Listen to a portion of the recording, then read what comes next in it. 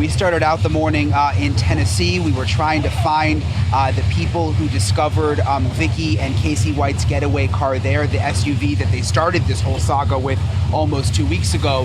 When we got the tip that there was something brewing in Evansville, Indiana, which is about 2.5 hours from where we were in Tennessee, it was believed that Casey and Vicky were spotted here, and then we found out they indeed were. At this car wash behind me, they were spotted on surveillance camera by the manager here, who's really the reason this entire thing ended today. It ended with a police chase and Vicky and Casey White now apprehended. I want to bring in the manager of this car wash, James Stinson. Thanks for being with us, James. You really are the reason all this came to an end, and this has just been a wild week and a half. Tell me what you first spotted here at the car wash. Yeah, I first noticed on last Tuesday, a truck sticking out of the car wash bay. It's always unusual when one's sticking out. So I come over and looked at it, and I left.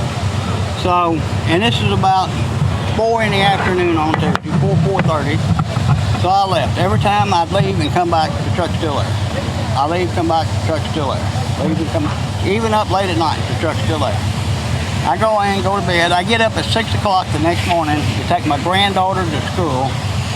The truck's still there. So I think I need to investigate. Once I get her to school, she gets out of my truck around 7:30.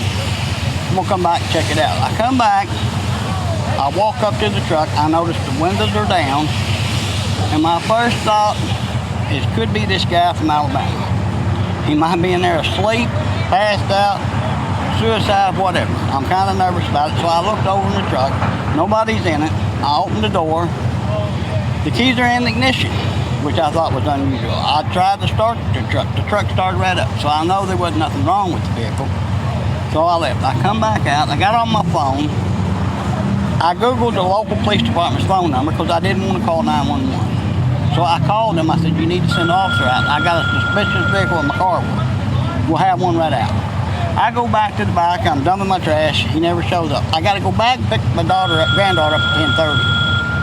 I get her home. I come back, and my buddy's here and said they ain't never showed up. I called them back. I said, police officers never showed up. They said, yeah, they either had, he pulled up and he run the plates, it ain't stolen. So it wasn't stolen. That's what he That's reported. interesting, because that's new. We didn't know that. So maybe they bought it. Perhaps they bought it. No. It could be that. But I had him get out, and he looked inside the car, and he said, oh my God, there's a gun lock. There might be a gun in there. No, there ain't no gun. He done the same thing. He stuck his key in it, and it started. So he said, I can't help you. It's not reported stolen. So I said, I know what to do. I'll call Tri-State and I'll have it towed. I can't have it here.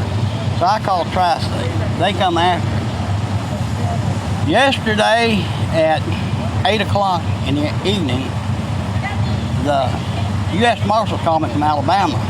And they asked me, said, did you have a car towed from your car wash? I said, yes, I did. And I said, it's got to do with that guy from Alabama. He said, yeah, we're pretty sure it is. And I said, where do you have it towed to? He said, Tri-State. And he said it was reported stolen. And you spoke. And what I said, and I told him, I said, that police officer told me it wasn't reported stolen. I said, what I'm thinking, they stumbled up on the car with the keys in it, so they just jumped out and took it. They probably don't even know what's gone yet. And that U.S. Marshal said, you're exactly right. That's exactly what happened. And you went back and looked at the surveillance video. You saw Casey and Vicky. You showed me the video earlier of Casey White by the truck in the vehicle bay. But you apparently, do you also have video of Vicky? I've got video of a woman in a car, a short woman. You can't make out who it is, but she stopped right out here and picked him up. He walked out of that bay right up to her car. How does it feel to know that you're the one who brought an end to all of this? I don't know if I'm the one that brought an end to that. I'm glad it's over and nobody got hurt. That's what I'm thinking. Well, thank you, James. Thank you again. Thanks for your time. It's good to talk with you. Yeah. You heard from James. Rudabay basically spotted the truck, went back and looked at the surveillance video, realized that it was Casey and Vicky White, called U.S. Marshals, and that is how this whole thing got started here in Evansville, Indiana. We've confirmed with authorities that they've now been apprehended. Casey White is in good condition. He will eventually be extradited back to Alabama on charges Vicky White is suffering from a self-inflicted gunshot wound. We believe she shot herself at some point during the car chase. We're told she is not in good health, and she is at the hospital right now. Rudabeh. All right, great reporting, Brian. You've been there the entire time. Thank you. Thanks for watching. Click the red subscribe button below so you can get more of NewsNation's fact-driven, unbiased coverage.